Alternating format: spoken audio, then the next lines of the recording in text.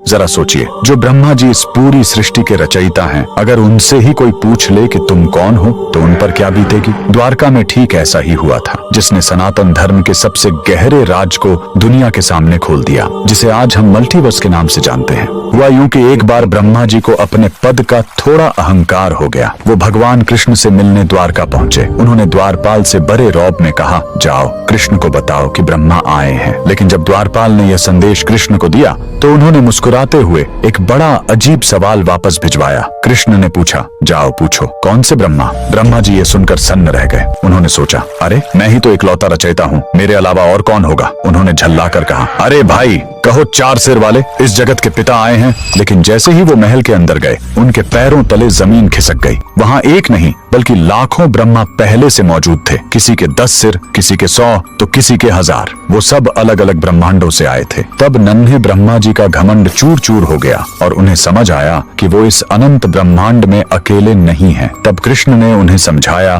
कि यह सब कैसे चलता है। उन्होंने बताया कि विष्णु एक ही हैं, लेकिन वो 3 रूपों में काम करते हैं। सबसे पहले महाविष्णु, जो अनंत सागर में लेटे हैं। जब वो सांस छोड़ते हैं तो बिग बैंग जैसा विस्फोट होता है और उनके शरीर से अरबों बुलबुले निकलते हैं। यही हमारे अनगिनत ब्रह्मांड हैं। फिर आते हैं गर्भोदक्षाई विष्णु, जो उन अरबों ब्रह्मांडों में से हर एक ब्रह्मांड के अंदर जाते हैं और वहां ब्रह्मा जी को बनाते हैं। और तीसरा रूप सबसे गहरा है क्षीरोदक्षाई विष्णु, जो इतने सूक्ष्म हैं कि दुनिया के हर एक कण, एटम और हमारे हृदय में परमात्मा बनकर बसते हैं। यानी भगवान आसमान में भी हैं और हमारे अंदर भी। अगर सनातन का यह विज्ञान आपको अच्छा लगा तो कमेंट में लिखें, जय श्री हरि।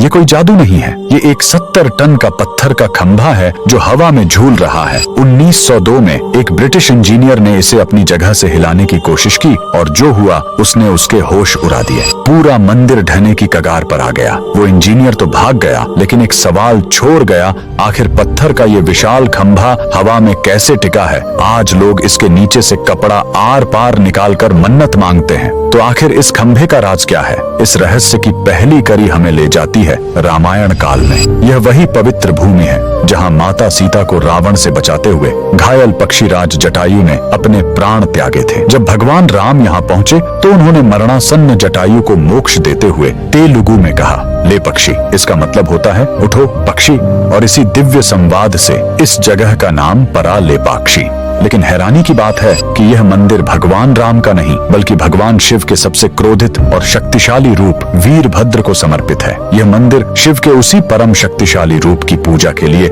16वीं सदी में बनाया गया।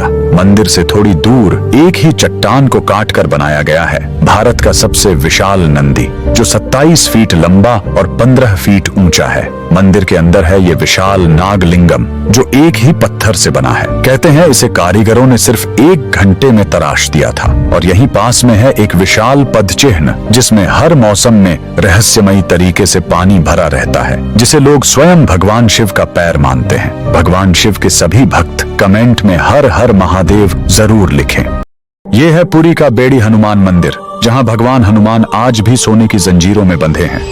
लेकिन जिस हनुमान को रावण जैसा अहंकारी नहीं बांध सका, उसे इस मंदिर में किसने, क्यों और कैसे बांधा? इस मंदिर की कहानी शुरू होती है समुद्र की भक्ति से, जो पूरे शहर के लिए एक महासंकट बन गई। समुद्र देव अपनी भक्ति में इतने व्याकुल थे कि वो भगवान जगन्नाथ के चरण छूने के लिए अपनी विनाशकारी लहरों के साथ बार बार पूरे शहर को तहस नहस कर देते थे। इस महाविनाश को रोकने के लिए भगवान जगन्नाथ ने हनुमान जी को समुद्र के किनारे पहरा देने के लिए तैनात किया और समुद्र रुक गया, लेकिन सिर्फ कुछ समय के लिए। लेकिन रुकिए, भगवान जगन्नाथ एक बात भूल गए थे। जब भी पुरी शहर में कहीं भी राम भजन या कीर्तन होता, हनुमान अपना पहरा छोड़कर वहां पहुंच जाते और उनके जाते ही समुद्र को फिर से मौका मिल जाता और शहर पर फिर से संकट आ जाता। तब भगवान जगन्नाथ ने वो किया जो कोई सोच भी नहीं सकता था। वो खुद उसी समुद्र तट पर आए और हनुमान से कहा, तुम्हारी शक्ति इतनी है कि तुम्हें कोई और नहीं रोक सकता, इसलिए आज मैं स्वयं तुम्हें कर्तव्य की इन बेड़ियों में बांधता हूँ। और जिस जगह पर भगवान ने अपने भक्त को बांधा था, उसी स्थान पर बाद में यह बेड़ी हनुमान मंदिर बनाया गया। कमेंट में बजरंगबली के भक्त जय श्री राम जरूर लिखेंगे।